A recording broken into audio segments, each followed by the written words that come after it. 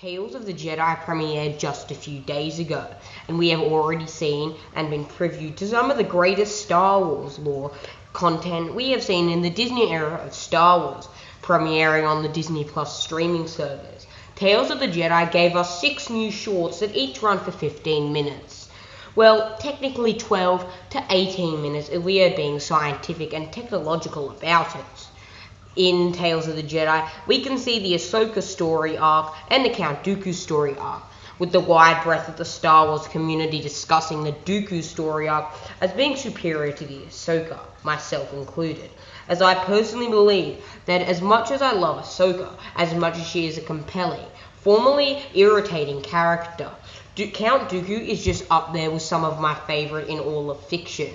His nobleness, and the way he conducts himself, like he is the majestic overlord of an entire war, similar to how he was orchestrating the Clone Wars along with his master Sidious.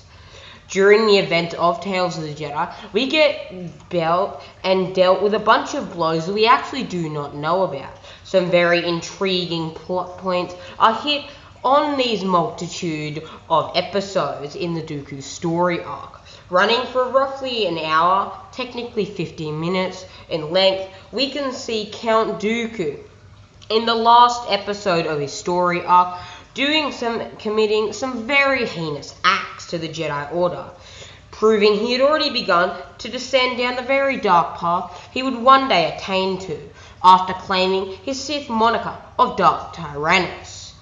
So my friends, join us as we head into the works in our unverified transport, trail Jedi Master Yaddle as she surveys the actions of Count Dooku, scour the Jedi Temple's monitors and security cameras, and search through the Archives database to uncover exactly what occurred right on the cusp of Dooku's anointing into apprenticeship under Sidious.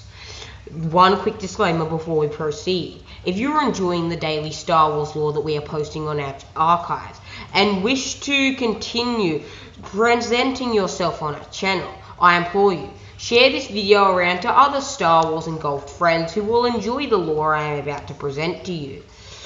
Join us as we unveil another holocron and bring them along from the ride. Be sure to warn them that they will need their lightsaber, their raincoat, and their E11 blaster rifle. Now, my friends, let us proceed. Tales of the Jedi Episode 5, The Sith Lord, opens in 32 BBY, the same year that not only Anakin commenced his Jedi training, but also the same year that Qui-Gon Jinn died at the hands of Darth Maul on Naboo. Dooku visits the Jedi Temple and secretly enters the Jedi Archives, normally monitored by Jocasta Nu, where he used Sifo Dyas, who was his best friend, authorization to erase secret data of the existence of Kamino. This is an increasingly incredible point in Star Wars lore, as Kamino was notably erased by Dooku. However, we have never really gotten an answer in canon since Disney took over as to how this occurred. And finally, we can see that information on Kamino was absent for almost a decade before Obi-Wan Kenobi went searching for it in the archives in Attack of the Clones. After doing so, he encounters a flustered Jocasta Nu, who informed him of his former Padawan Qui-Gon Jinn's encounter with a theorized and alleged Sith Lord. Dooku then spoke to Jinn and Yaddle, advising them to act with caution. Unbeknownst to them, this advice came from first-hand knowledge. When Maul was presumed dead following the invasion of Naboo, with his head being severed from his body and his being cut in half by Obi-Wan, Dooku briefly visited the temple once again prior to Jinn's own funeral, and informed Yaddle that he would not be attending due to the fact he held the Jedi Council accountable and was likely unwelcome.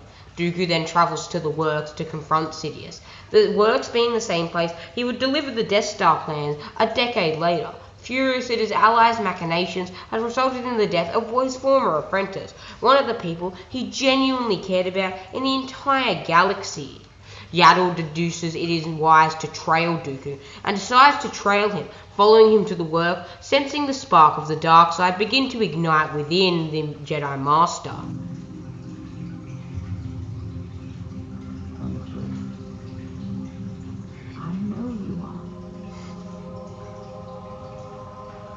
I'm afraid it is too late.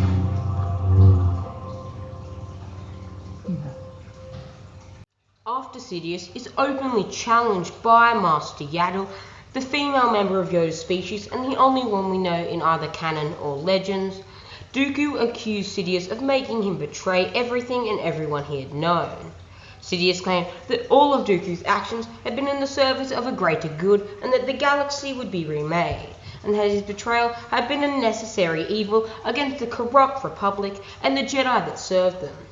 Unbeknownst to Dooku at the time, Yaddle had pursued him in secret in a starfighter. After overhearing his secret conversation with Sidious, she confronted them and urged Dooku to surrender to her and help her defeat Sidious, surrendering back to the light side of the Force that Yaddle adhered to more than even Grandmaster Yoda. Dooku hesitantly initially, but then, on Sidious's orders, engaged Yaddle in a lightsaber duel as a final test of loyalty to his Sith Master. In spite of Yaddle's great effort towards the Sith, Dooku's nigh unrivaled dueling capabilities, rivaled only by Mace Windu, surpassing even his master Sidious, and inferior to only Yoda's, were able to best Yaddle's. Managing to hide behind Sidious's ship, Yaddle called out to Dooku, admitting that the Jedi Council had been wrong, and informing him that as a result she had chosen to step down from the body. Her last attempt at persuading Dooku failed, however, as he used the Force to shove away the ship that separated it. After another short exchange of lightsaber blows with emerald and sapphire blades colliding, Yaddle retreated to the doorway leading back to her ship. As Dooku mocked her for running back to her council and the Jedi that they were bound to, Yaddle retorted that he had run straight into the arms of evil. This last verbal assault angered Dooku, and he assaulted Yaddle with a greater ferocity than Makashi could muster. Eventually, Dooku knocked Yaddle into the frame of the large doorway, briefly incapacitating her and making her stutter, temporarily stunning the much smaller Jedi Master.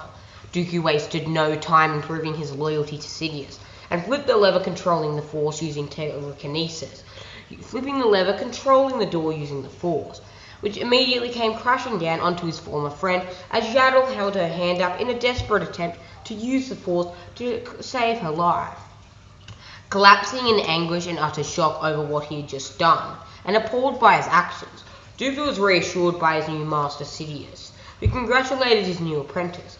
To their utter shock, Yaddle suddenly reappeared, using her unfathomable connection to the light side and telekinetic prowess to lift the doorway off herself in one final display of her immense Force power, which sapped her of her remaining energy. Lying defenseless and exhausted at Dooku's feet, Yaddle stated that many would suffer under Dooku's scheme for galactic order.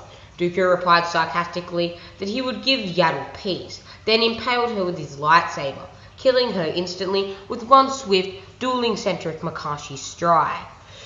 Dooku, it should be noted in this moment, hates killing Jedi, and prefers to send clones or droids to do his bidding rather than kill them personally. To this date, we have only seen Dooku kill 5 Jedi in canon or legends, including the renowned Jedi Master Yaddle, which we saw in Tales of the Jedi.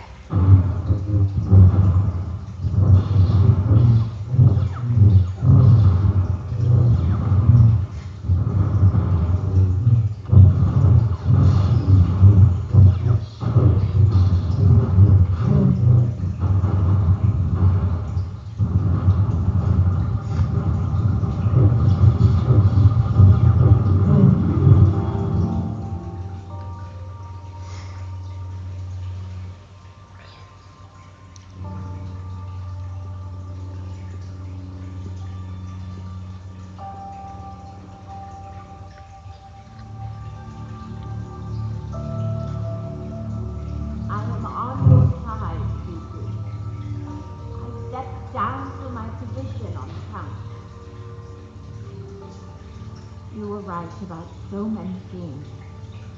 The Council should have listened. Qui-Gon did not have to die.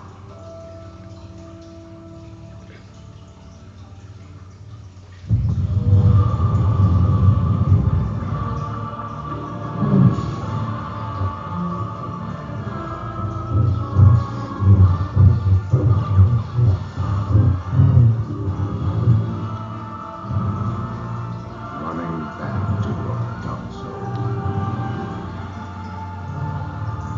It is you who has run, Dookie, into the arms of evil.